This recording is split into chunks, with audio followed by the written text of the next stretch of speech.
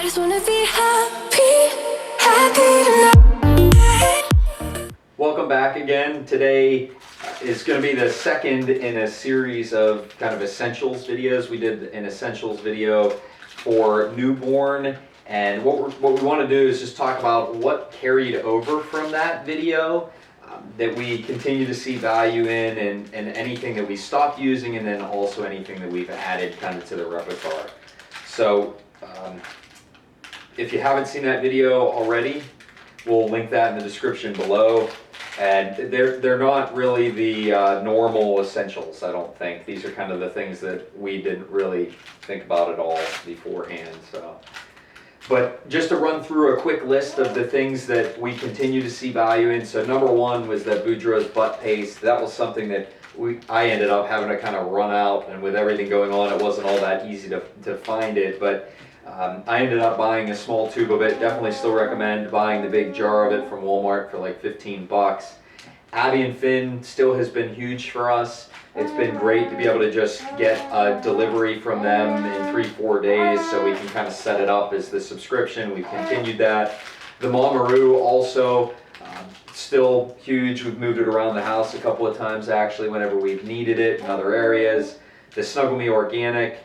In that one particular, there are some other examples of that product, so it doesn't have to be the Snuggle Me Organic, but I think, what is it, Docatot is the other version of it, or the other manufacturer that we're aware of. I'm sure there's others.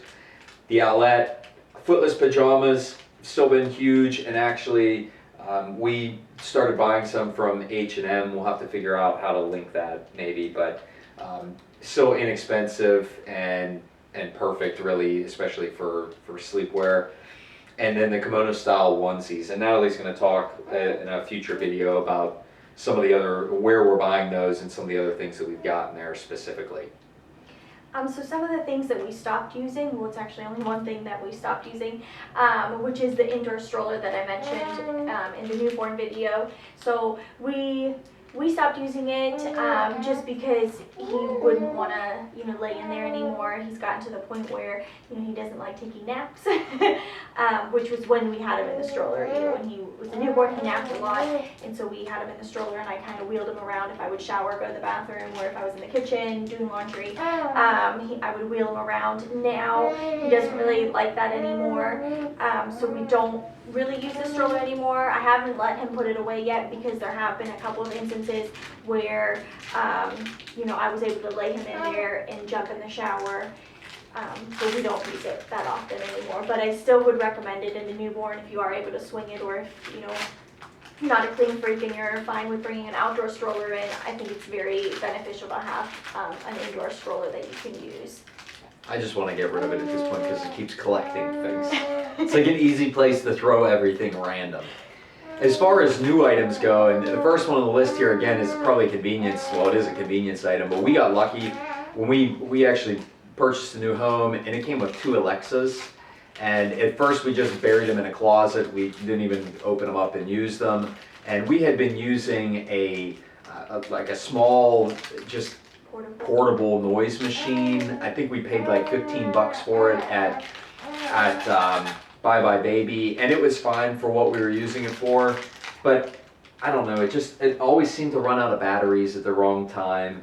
And so we went looking for another solution, and we happened to come across a video where they told you that you could use the Alexas for sound machines. So it was just kind of, again, dumb luck that we already had them. But I don't think Alexas are all that expensive. We use it at night for a sound machine. Literally all you say is, Alexa, play sound or play sleep sounds, and then we just play ocean noises, and he seems to like that quite a bit. And I'll say, actually, I think it helps me sleep.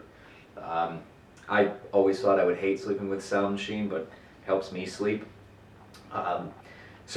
And then in the morning, she has a routine where then she tells it to play happy music, and it plays like pop music. So it's kind of helpful for him. Hopefully it helps put him in a routine, I guess. Maybe it doesn't. I guess we'll never know what he thinks. The second one also is around sleep. We just have normal blinds. I don't know, with the way the camera's showing, I don't know if you can see the blinds on the window here next to us or not, but they're just normal faux wood blinds. And they do an okay job, obviously, of providing you some privacy, but not really any light deterrence, I guess would be the way I would put it.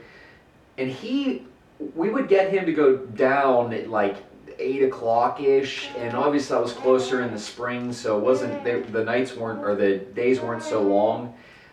But we started to have trouble getting him to go down when it was light out, so we went looking for a solution. Natalie was very picky with trying to find some white blackout curtains, and they weren't the easiest to find. I think we went through 4 different blackout curtains, a couple from Home Depot, one from Lowe's, one from somewhere else, and then we finally stumbled across blackout curtains from Wayfair, and this is one, we'll definitely put the link to it in the description below. We ended up with, because our ceilings are 9 feet tall, so to get the curtain all the way to the floor, it was kind of a little bit difficult, and we also have crown molding, so we had to really try and find a really long curtain, and we did, but now they're too long, we have to sew them up. But they've done exactly what we need to, because now he'll go down at about 7 p.m. and he'll sleep through the night, other than normally one feeding, like 5 or 6. But he's not waking up by the light. He doesn't really get waken up until about 8-ish is when he finally gets up, and that's normally when we go in and either get him or he heard some noises. So blackout curtains have been an absolute lifesaver. That's one of those things that we wish we would have done way before he was born, and just have them all already prepared.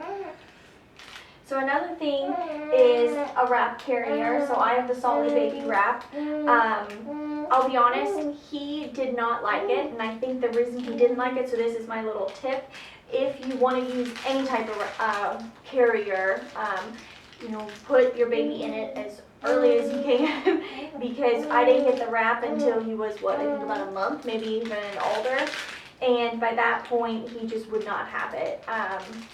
But he likes being held, so it would have been easy for me to put him in the wrap and be hands-free, but he just did not enjoy being put in that wrap. But I think, like I said, if we would have placed him in it as a newborn, I think then he would love it, and it would make life a lot easier for me, and it would give my hands a break.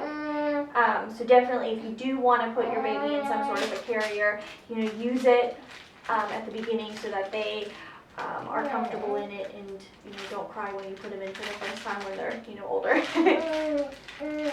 We've talked a bunch about Abby and Finn, and when we first started purchasing from Abby and Finn, we started buying a bundle. So it came with the diapers, so typically about 180 diapers, and then wipes.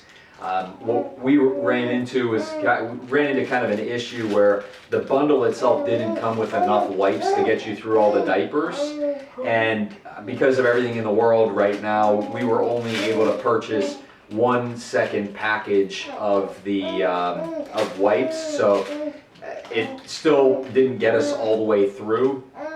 We ended up looking for another solution. We stumbled across, we've mentioned a couple of times that we were really trying to make sure that he gets the least amount of chemicals possible, I suppose. So we stumbled across, these are sensitive skin wipes. They're just the Up and Up brand from Target. They're much less expensive, and if you live in an area where Target has a drive up, it's really easy because there's no minimum order quantity. Whenever we need them, we just place an order and buy them. I will say these are a little bit wetter than some of the other wipes. So with Abby and Finn are kind of a little bit drier, I guess, so that's a personal preference. But he's not had any reaction to these, and he does have pretty sensitive skin.